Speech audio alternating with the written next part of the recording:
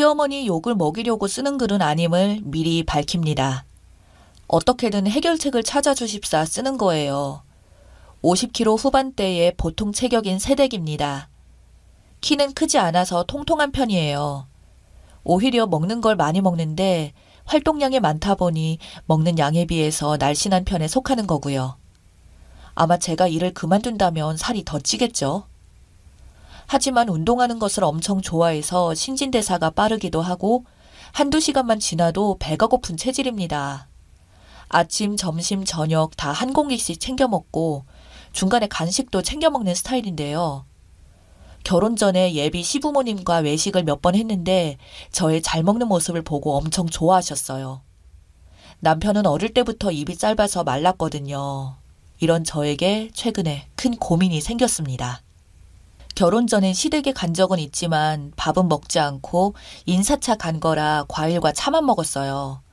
결혼 후에는 어머님이 손수 차려주신 밥을 먹었는데 어머님께서는 신경 쓰셔서 저 먹이려고 이것저것 상다리가 휘어지게 많이도 하셨더라고요. 근데 저는 도저히 먹을 수가 없었어요. 일단 냄새가 너무 역했고 참고 먹어보려고 했지만 한 입 넣는 순간 눈물이 고여서 바로 씹지도 않고 삼켰어요. 뱉고 싶었지만 뱉으면 실례인 걸 아니까 내린 결단이었는데 눈치 보면서 밥을 깨작깨작 먹고 있는데 어머니께서 음식이 입에 안 맞냐고 물어보셔서 정말 맛있는데 회사에서 점심 먹은 게 체한 것 같다고 해서 넘겼어요. 그리고 그 후에 몇 번 더 시댁에 방문을 했는데 남편을 꼬셔서 오늘 초밥이 먹고 싶은데 초밥 사가지고 가면 안 돼? 이런 식으로 음식을 사서 갔어요. 그리고 작년 추석에는 음식을 사갈 수가 없었죠. 친구들과 고민 끝에 첫 번째는 제가 음식 도와드린다고 해서 제가 한 요리만 먹든지 두 번째는 사실 그때만 입에 안 맞았던 거지 이번에는 괜찮을 거라는 결론을 내리고 혹시 모르니 일찍 가서 부모님 옆에서 음식하려 했으나 어머님이 저를 예뻐하셔서 부엌에 오지도 못하게 하시는 터라 제대로 하지도 못했고 콩나물 무침을 하려고 했는데 아직 요리에 대해서 뭘 알겠냐고 다듬는 거나 도우라고 하셔서 콩나물 대가리만 다듬다 끝났어요. 남편은 어머니가 다른 사람이 부엌 쓰는 걸 싫어하시니 그냥 앉아만 있으라고 했어요. 밥 시간이 되어 다행스럽게도 전 종류가 밥상에 있어서 밥과 전 종류를 먹는데 어머님이 나물 더 먹어야 건강하다며 시금치를 제 숟가락에 올려주셨는데 안 먹을 수도 없고 먹으려고 하는데 냄새가 나서 이미 그 맛을 아는 제 몸뚱아리는 거부감을 일으켜 먹지도 않았는데 토할 것처럼 욱하게 됐어요. 가족들이 동그랗게 눈을 뜨고 저를 쳐다봤고 왜 이러지 하면서 또 먹으려고 시도하는데 냄새 때문에 눈에 눈물이 고이고 욱했어요. 가족들이 혹시 하면서 임신으로 오해하더라고요. 저는 음식을 먹을 수 없어서 차라리 받아들였어요. 그러면 음식을 안 먹을 수 있을 것 같아서요. 제가 나쁜 사람인 거 압니다. 그렇게 음식을 못 먹겠다며 과일은 먹을 수 있겠다고 해서 과일을 먹다가 집에 왔는데 명절 끝나고 산부인과 다녀왔지만 당연히 임신은 아니고 남편은 좋아했다가 아닌 걸 알고 상상 임신한 제 마음이 아플까봐 더 잘해주고 어머님도 명절 끝난 주에 또 연휴 주말이라 오라고 하시더라고요. 제 마음이 안 좋을까봐 맛있는 거 해주시겠다고 했지만 저는 몸 안 좋다는 핑계로 안 갔어요. 그 후에도 밖에서 외식은 같이 했는데 집밥은 피했습니다. 눈치가 느린 남편도 엄마 음식이 입에 안 맞냐고 하기에 이르렀죠. 밥 먹는 걸 본 적이 없다면서요. 그래서 결국 실토했어요. 어머니 음식이 나랑 너무 많이 안 맞은 것 같다고요. 남편도 엄마가 서운해하실 거라는 거 알아서 섣불리 말을 못하네요. 김치, 나물, 국찌개 등 어머님의 한 요리 자체를 전혀 먹을 수가 없고 참치, 김 정도만 먹을 수 있었어요. 냄새가 동남아 냄새, 취두부 냄새, 달걀 썩은 냄새, 두리안 냄새를 다 섞은 듯한 냄새가 나요. 뭐라고 말을 못하겠어요. 실제로 맛도 그래요. 남편이 사귈 때부터 맛집을 가도 무슨 맛인지 모르겠다고 하고 엄청 맛없는 것도 그냥 먹고 하면서 남편은 요리 맛을 잘 모른다고 했는데 왜 그런지 알 것 같고 막 그러네요. 이상한 조미료를 쓰는 건지 어떻게 그런 맛을 낼 수가 있는지 제가 음식 안 가리고 정말 잘 먹는 편인데 근데 남자친구의 가족들은 또 잘 먹어요. 저는 설이 벌써부터 걱정됩니다. 어머니께 상처드리지 않고 좋은 방법이 있으시면 알려주세요. 심한 감기에 걸려 후각과 미각을 상실시켜라 와 같은 제 몸을 망가뜨리는 건 사양합니다. 안녕하세요. 지난번 제 글에 댓글 달아주신 거 감사해요. 처음에는 뭘 어떻게 접근해서 해결 방법을 찾아야 할지 막연했어요. 남편에게 얘기를 했지만 남편은 어머니 음식 맛에 길들어져 있어서 이상한 거 모르고 제가 해주는 거나 사 먹는 거나 맛있다고 하더라고요. 오히려 어머님 음식은 주니까 그냥 먹는 거라고 익숙한 맛이니까 라고 하더라고요. 결론은 어머니 음식을 남편도 맛있다고 느끼지 않는다는 거였어요. 여러분들이 주신 댓글과 남편이 어머니 음식에 대한 평가를 종합해보면 뭔가 양념에 문제가 있는 것 같았습니다. 얼마 전 주말에 남편이 엄마표 불고기를 먹고 싶다고 한다며 불고기를 사가지고 시댁에 방문했습니다. 불고기 재는 거 가르쳐달라고 하면서 옆에 붙어 있었어요. 저는 불고기에 간장과 설탕, 매실액과 마늘 정도를 넣었는데 어머니는 이 가루 저 가루 엄청 넣으시더라고요. 그게 뭐냐고 물어보니 어머니는 천연 양념 아니면 안 쓰신다고 하더라고요. 그 순간 양념에서 뭔가 익숙한 냄새가 훅 하고 올라왔어요.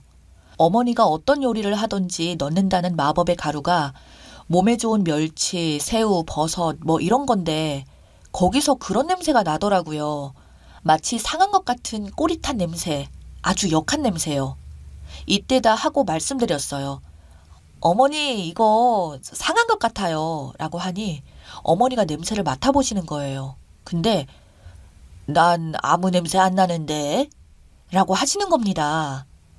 어머니가 냄새를 잘 못 맡으시더라고요. 남편도 부르고 시아버님도 부르고 다른 식구들 다 와서 냄새 맡으시고 상했다고 말씀해 주셨어요.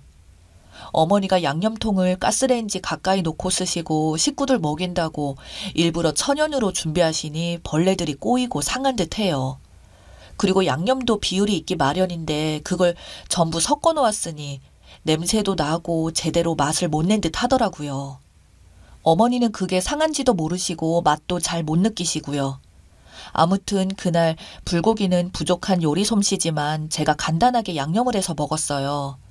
어머님 마음 다칠까봐 식구들은 맛있다는 소리는 안 했습니다. 남편만 집에 와서 그거 맛있더라 하더라고요. 어머니 모시고 병원에 다녀왔고 코 쪽에 문제가 발견되어서 치료받고 계시고요. 어머니 양념별로 따로 담으시라고 예쁜 양념통 사서 선물해드렸어요. 예쁘다고 좋아하세요. 본인 음식 그동안 먹어준 식구들에게 고맙다고 하시고요.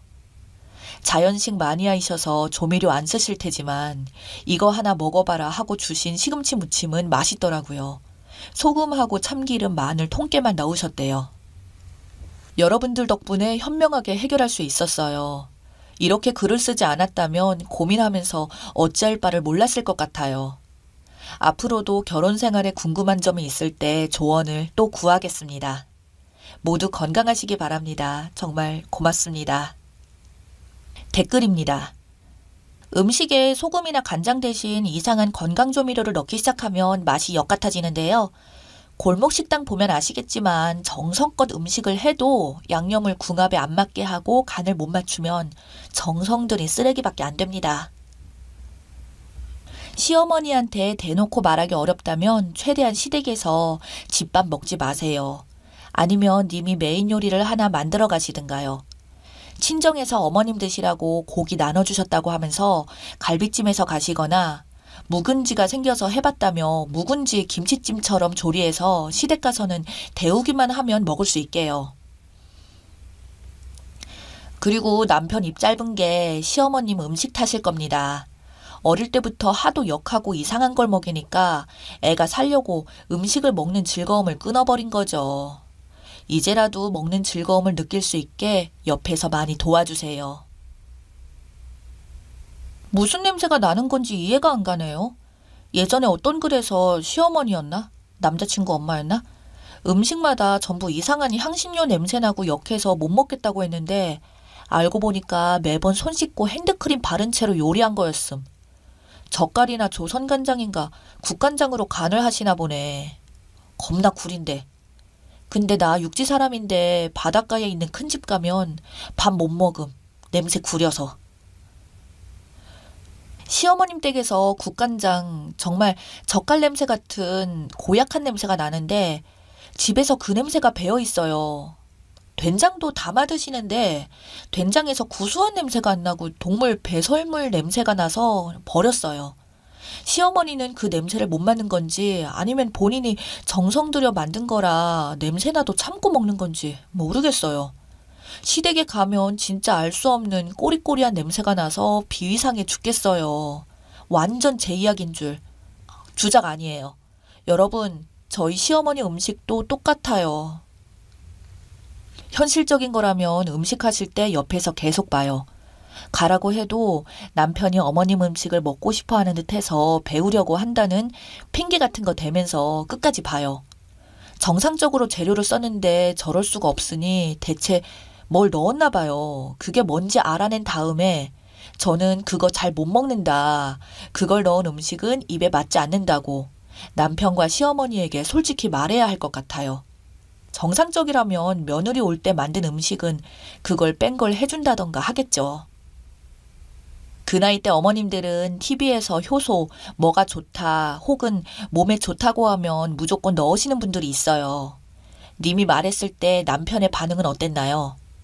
본인이 말하지 말고 남편에게 대신 전달하는 방법은 어떨까요? 아마 집에서 당연히 조선간장이나 장으로 요리해서 그러실 거예요. 우리 시댁도 파는 장은 안 쓰고 간장, 된장, 고추장 다 담가서 쓰시는데 맛이 익숙치 않아서 결혼 후에 고생 좀 했어요. 지금은 많이 익숙해졌지만 아직도 좀 싫은 냄새가 음식에서 날 때가 있어요. 양념의 원인이 있을 겁니다. 저는 시어머니 불고기만은 절대 못 먹어요. 뭘 넣으시는지 한번 여쭤봤더니 집에 있는 과일은 다 갈아 넣으시더라고요. 바나나 맛 불고기에 진짜 한번 욱해서 절대 손 안 대고 다른 찬으로 때웁니다. 외식만 하든지 방문 전에 밥 먹고 가세요. 시가에서 밥 먹는 것을 거절하세요. 배달 음식을 미리 주문해서 방문을 하시던가 하세요.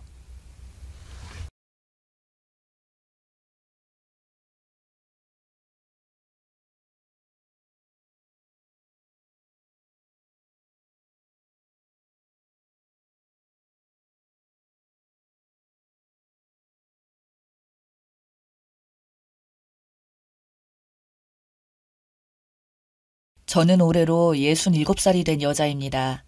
15년 전에 남편을 먼저 떠나보내고 딸과 아들 하나와 지냈습니다. 근데 큰딸도 결혼하자마자 외국에 나가 지내게 되어서 아들과 단둘이 지냈어요. 저희 아들도 회사가 지방이라 거의 지방에 있는 회사 사택에서 지냈고 늘 저 혼자 있는 시간이 많았죠. 그러다가 아들이 결혼하게 되면서 저에게 아주 큰 선물을 안겨줬습니다. 며느리가 너무 이뻤습니다. 처음에 저한테 인사하러 왔을 때도 방긋방긋 잘 웃으며 부침성이 얼마나 좋은지. 저도 딸 자식 키워봤지만 요즘에도 이런 아가씨가 있는지 정말 놀랐으니까요. 저희 딸은 올 때마다 시댁 불만을 말하고 툴툴거리는 게 참 많았었는데 그런 모습을 자주 봐서 그런지 이번에 예비 며느리를 만나면서 많이 조심스러웠거든요. 그런데 기우라는 표현이 딱 들어맞았어요. 제가 혼자 지내는 게 마음에 걸렸는지 결혼식 앞두고 많이 바빴을 텐데 저에게 자주 찾아와서 이야기도 많이 나누었어요. 그런 모습이 참 고마웠습니다. 우리 집 애들은 말도 별로 없고 다들 무뚝뚝했거든요. 신혼집도 제가 사는 곳 근처에 잡더니 오며 가며 자주 들리기도 하고 나중에 아이를 임신하고 나서는 제가 해주는 밥이 그렇게나 생각이 났다고 배고프다며 찾아오는데 너무 예뻤네요. 저렇게 예쁜 짓을 많이 하는데 어떤 시모가 미워하겠나요? 뭐 하나라도 더 주고 싶고 그런 게 사람 마음이죠. 같이 밖에 나가면 친딸이냐고 다들 물어봤으니까요. 저는 그때 아들에게 선물을 받았다고 생각했습니다. 그런데 어느 날부터 며느리가 연락도 뜸하고 자주 찾아오지도 않는 것 같더니 나중에는 아들이 이사를 해야 한다고 서울 근처로 집을 새로 알아보고 있다면서 갑자기 멀리 떠난다고 했습니다. 소식을 듣고 바로 다음날 며느리에게 연락해서 무슨 일로 이사하게 됐는지 물어봤는데 예전과는 많이 달라 보였습니다. 저와 있는 걸 불편해하는 것 같았어요. 말수도 확 줄어들고 예전처럼 잘 웃지도 않았어요. 저는 아들에게 연락해서 무슨 일이 있냐고 계속 물어봤지만 아들은 별일 아니라고만 하더니 너무 가까이 살아도 안 좋은 것 같다고 하더군요. 그 소리를 듣자마자 심장이 철렁했습니다. 불편해하는 게 맞는 것 같았어요. 서로 사이가 한번 서먹해지기 시작하니 언제 가까웠나 싶을 정도로 멀어지더군요. 저도 혼자 속앓임만 하며 있다가 언젠가부터는 다른 시어머니들처럼 며느리에게 섭섭하기 시작했습니다. 남들과 다를 게 없구나 싶었어요. 그렇게 저희 아들 내외는 이사를 가버렸고 처음엔 혼자 집에서만 지내다가 이렇게 사는 건 아닌 것 같아서 밖에도 자주 나가고 운동장에서 새로 친구도 만들면서 바쁘게 지내려고 노력했어요.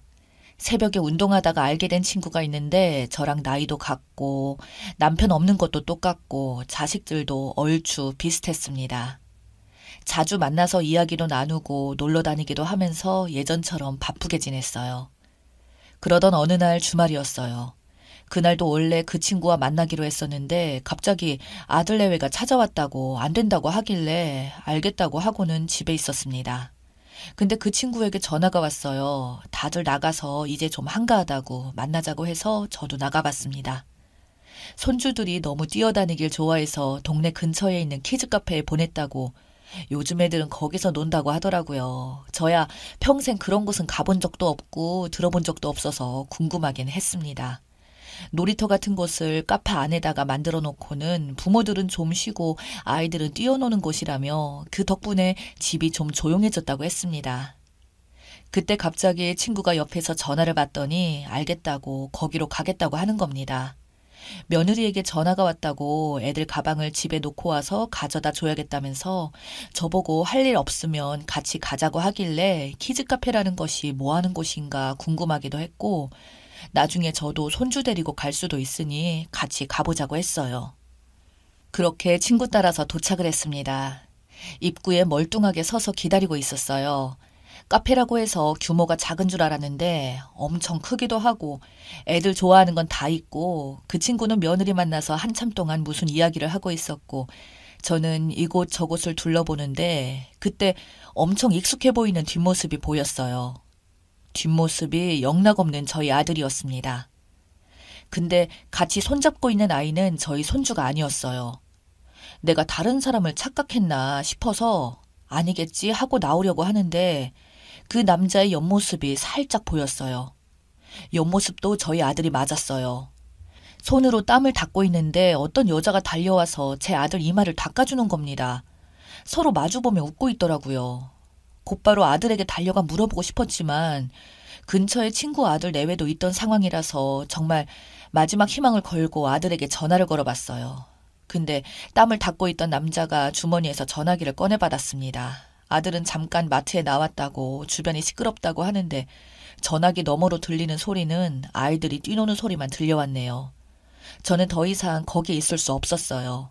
건물 밖으로 서둘러 나왔습니다. 이게 무슨 일인가 싶었어요. 집에 돌아와 멍하니 거실에 앉아 있었어요. 내 아들이 저런다는 게 믿기 힘들었죠. 며느리에게 전화를 걸어보니 받지 않았고 문자를 보내봐도 답장이 없었어요. 혹시 며느리도 알고 있는 건가 걱정이 되었습니다. 다음날 저는 무작정 아들네 집으로 갔어요. 연락이 닿지 않으니 방법이 없어서요. 예전에 애들이 이사를 마치고 한번 가본 이후로 몇 달 만에 처음 가보는 길이었고 그렇게 도착해서 현관문을 두드렸습니다. 얼마 뒤 현관문이 열리더니 다행히 며느리가 집에 있었습니다. 혹시 친정에 갔나 걱정했거든요. 며느리는 저를 보자마자 깜짝 놀라더니 어쩐 일로 온 거냐며 물어보는데 그 표정을 보니 아들 일은 모르는 것 같았어요. 아이 돌보는 게 많이 힘들었는지 수척해진 모습이었고 제가 거실에 말없이 앉아있자 며느리가 커피랑 과자를 갖고 나왔어요. 근데 그 과자 봉지가 상당히 익숙했습니다. 예전에 제가 맛있다고 했던 그 과자는 며느리랑 커피를 자주 마셨는데 그때 저에게 알려준 과자였거든요. 그걸 보니 예전 생각도 나고 아들 모습도 같이 떠오르면서 갑자기 저도 모르게 울컥하며 눈물이 나는데 며느리는 깜짝 놀라며 저에게 달려왔습니다. 계속 저보고 무슨 일이 있으신 거냐고 물어보는데 저는 한참을 망설이다가 그냥 예전이 그립다고 며느리가 많이 보고 싶었다고 말했습니다. 뭐가 그리 서운했는지는 모르겠지만 지금이라도 용서해달라고 저도 모르게 그런 말이 나왔어요. 그러자 며느리가 펄쩍 뛰면서 어머님에게 서운한 일 전혀 없다고 어머님이 저에게 서운하시지 않느냐고 물어보더군요. 그래서 그건 또 무슨 소리냐고 물어봤어요. 그렇게 한참 동안 이야기하고 나서 알 수 있었네요. 입에 담기도 힘든 이야기지만 저희 아들이 저랑 며느리 사이에서 계속 이간질을 했던 것 같았어요. 저에게 와서는 며느리가 서운해한다고 말하고 며느리에게는 제가 서운해한다고 했더군요. 특히 제가 며느리 흉을 엄청 보고 있다고 그런 소리를 제 아들이 전해줬다고 합니다. 그것 때문에 며느리가 너무 충격을 받아서 하루아침에 서먹하게 돼버린 것 같고요. 정말 너무 기가 막혀서 할 말이 없었어요. 며느리는 자꾸 저보고 서운한 일이 있으면 직접 말씀해달라고 부탁하는데 무슨 말을 해야 할지 모르겠더군요. 아니라고 하면 제 아들이 이상한 사람이 될 것 같았으니까요.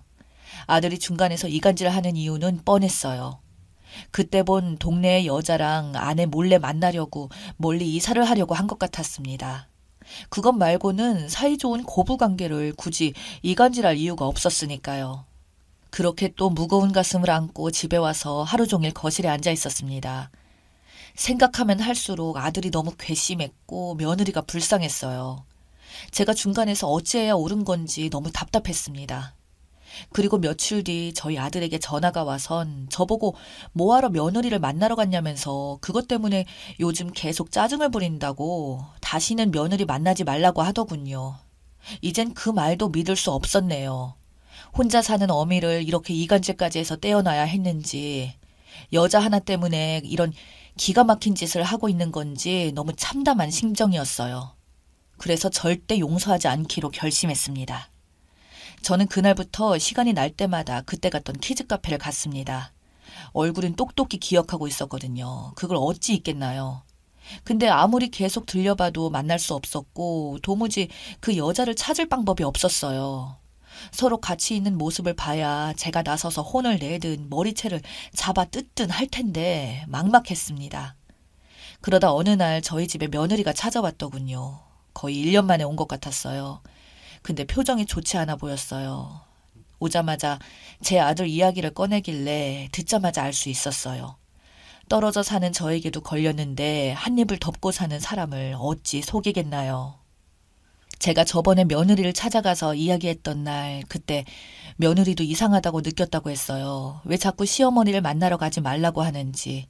그게 이상해서 저와 나눈 메시지를 몰래 보려고 하다가 그 여자 문자를 봤다면서 앞으로 어찌 지내면 좋겠냐고 제 앞에서 서럽게 울기 시작했습니다. 그 내연녀 사는 곳을 아느냐고 물어보니 며느리가 알고 있다고 하길래 곧바로 그 집으로 달려갔습니다. 역시나 저희 동네 근처에 살고 있더군요.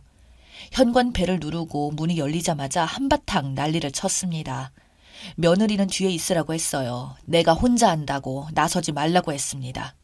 머리털을 다 뽑을 작정으로 잡고 흔들고 나중에는 경찰까지 와서 말리더군요. 그렇게 경찰서도 태어나서 처음 가봤네요. 벌금이든 뭐든 내가 받겠다고 했습니다. 알고 보니 저희 아들이 만나는 그 여자가 예전부터 알던 동네 친구라고 하더군요. 그 여자 남편은 직장이 지방에 있었고 자기 친정집 근처로 이사를 오게 되면서 저희 아들을 오랜만에 만났다고 했습니다.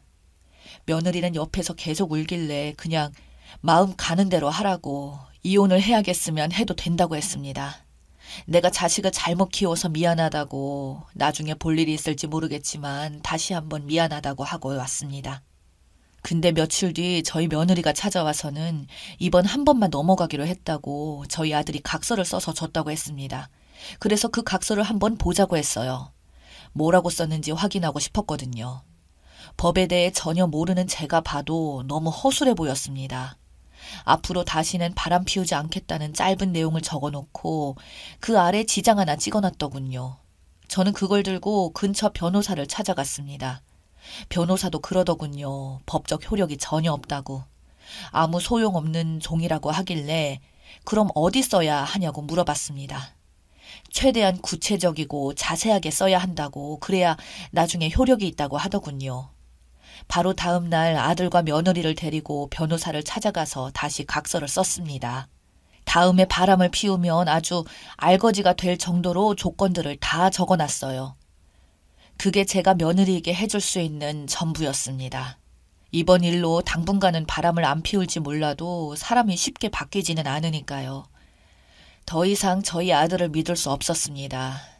그리고 그 내연녀는 결국 이혼당했다고 하더군요. 아들도 위자료를 물어줬다고 하고요. 내연녀에게 위자료는 잘 받았다고 합니다. 그 집 부모들에게 이번에 다 이사를 가버렸고, 반면에 아들 내외는 다시 저희 동네 근처로 이번에 이사 왔어요. 아마 저 때문에 며느리가 그렇게 결정한 것 같았네요. 저와 며느리는 예전처럼 자주 만나서 지냅니다. 며느리는 괜찮다며 제 앞에서 방긋방긋 웃는데 볼 때마다 너무 미안하고 예전 같지가 않네요. 앞으로 얼마나 더 같이 지낼지 모르겠지만 함께 있는 동안이라도 더 잘해주려고 합니다.